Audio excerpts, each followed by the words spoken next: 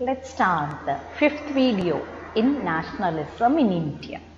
In this video, we'll concentrate on the incident that led to the beginning of civil disobedience movement. The civil disobedience movement. Okay, which incident? It's very important, children. Which incident marked the beginning of civil disobedience movement? Okay, that is the Dandi March or the Salt March. Okay, so the Salt March or Dandi March was the beginning of civil disobedience movement. What is civil disobedience movement? Disobey the policies of British government. Okay, disobey the policies of British government. Which incident marked the beginning of civil disobedience movement? The Salt March or Dandi March. Keep in mind, children, because questions will be coming in that point of view. Okay, explain the incident. Okay, that marked the beginning of civil disobedience movement. You need to write about the Dandi March.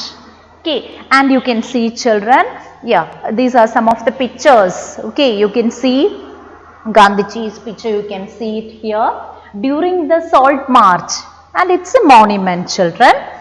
Okay, now CDM, I just made a short form, children, civil disobedience movement, but avoid using short form in the answer sheet, children. You need to write full. Civil disobedience movement. Okay, now just for explaining, I made a short form, children. CDM. CDM means civil disobedience movement. Yeah. Coming to civil disobedience movement, children. So, which incident marked the beginning of civil disobedience? Dandi March or Salt March. Yeah. Coming to the Dandi March, children. Now we need to check the details. Which date it happened? How many volunteers involved in it? Okay. Coming to the details, children. On 31st January 1930, Gandhiji or Mahatma Gandhi sent a letter to Viceroy Irwin stating 11 demands. Okay, on 31st January 1930, Mahatma Gandhi sent a letter to Viceroy Irwin stating 11 demands. And one such demand, or the most important demand, was the abolition of salt tax. To abolish or remove the most important demand was to abolish or remove the salt tax. But Irwin was unwilling to negotiate. Okay, Viceroy Irwin was unwilling to negotiate with Gandhi's demand. So Mahatma Gandhi started the Salt March, and his trusted volunteers also accompanied him. Around 78 of his trusted volunteers accompanied him, and the march was over 240 miles from Sabarmati to the coastal town of Dandi. 240 miles. Okay, how many volunteers joined with Gandhi? Around 78 trusted volunteers. 240 miles.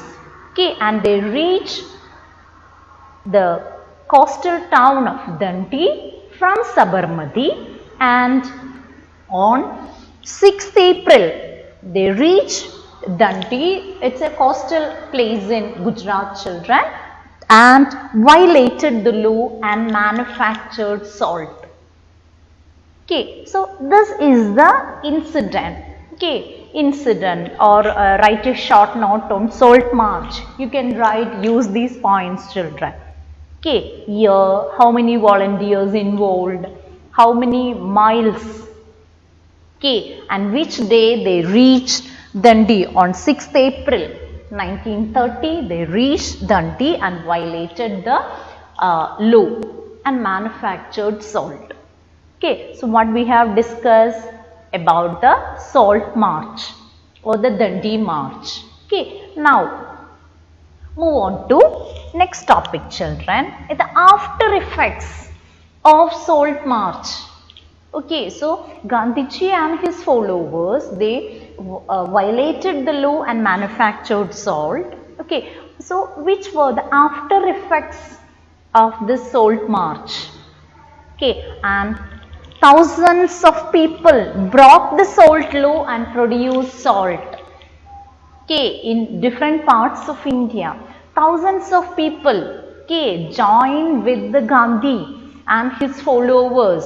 Okay, in many parts of India, they broke the salt law and produced salt. That is one effect, children. Then, foreign clothes. Okay, the remaining 2-3 points that we have discussed in non-cooperation itself, children. So people followed those policies also, like foreign clothes were boycotted, liquor shops were picketed, okay, and the peasants refused to pay the revenue. Okay, as a violation, civil disobedience, disobeying the policies of British.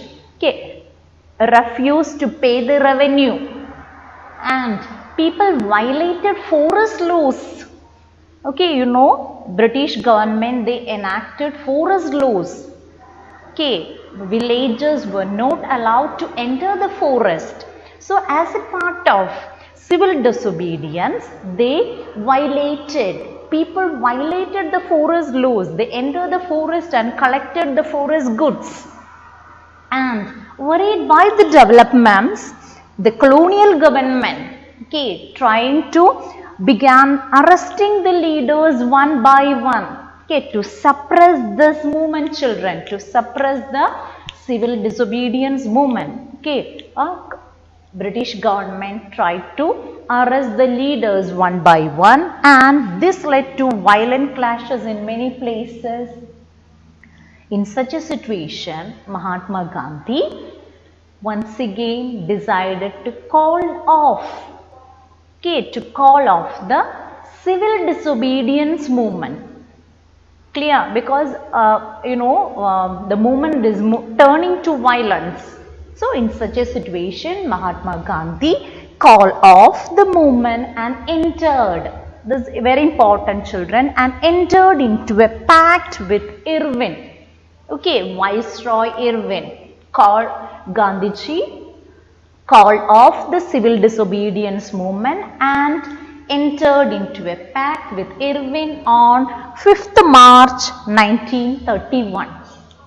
Okay, now we'll move on to which were the points coming under Gandhi-Irvin Pact. Okay, which were the policy changes Gandhi and Viceroy Irvin. Gandhi-Irvin Pact of 5th March 1931. Yeah, here comes, children. You can see the first point. Gandhi consented to participate in the second round table conference in London.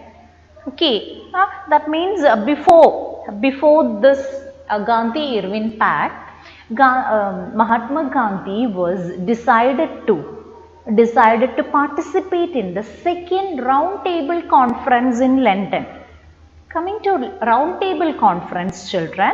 Round table conference, yeah, they were a series of peace conferences organized by the British and Indian political personalities. Okay, they invite Indian political personalities to discuss constitutional reforms for India. Okay, that means round table conference. Okay, they were peace conferences organized by British government, but they invite the political leaders, Indian personalities, they will invite to discuss about the constitutional reforms for India. And the first round table conference, we have boycotted. Congress leaders boycotted the first round table conference. But under Gandhi-Irvin Pact, Mahatma Gandhi was decided, okay, he was decided or consented to participate the second round table conference in London. And that time government British government agreed to release some of the political prisoners, and negotiations at the round table conference broke down. Okay, and Mahatma Gandhi returned disappointed. Okay, so Mahatma Gandhi, he participated in the second round table conference, but the negotiations during the second round table conference broke down and he returned disappointed.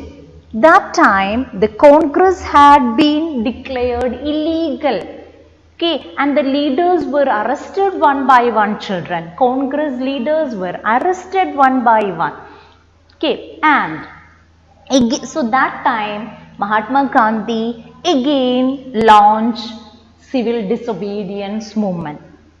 Okay, Gandhiji, Mahatma Gandhi again relaunched the civil disobedience movement. Okay, so what we have discussed, children? Gandhi-Irwin Pact.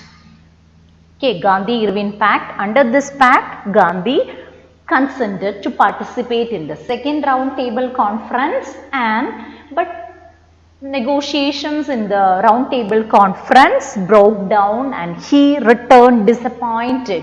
That time the Congress leaders were arrested one by one, and even Congress, Indian National Congress have been declared illegal. In such situation, Mahatma Gandhi relaunched civil disobedience movement.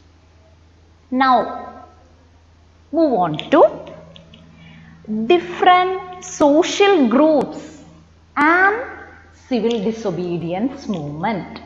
In non-cooperation movement we saw, children. Okay, non-cooperation and the different social groups participated. Okay, same way in civil disobedience also. Okay, which social groups participated in CDM? You know what is CDM? Civil disobedience movement. Coming to the people, those who participated in CDM, it's rich peasants. Okay, we need to discuss under these heads, children. Rich peasants, how was their involvement in civil disobedience movement? Poor peasants, business community, workers and women. Okay, so detailed explanation of these different social groups will continue in the next video.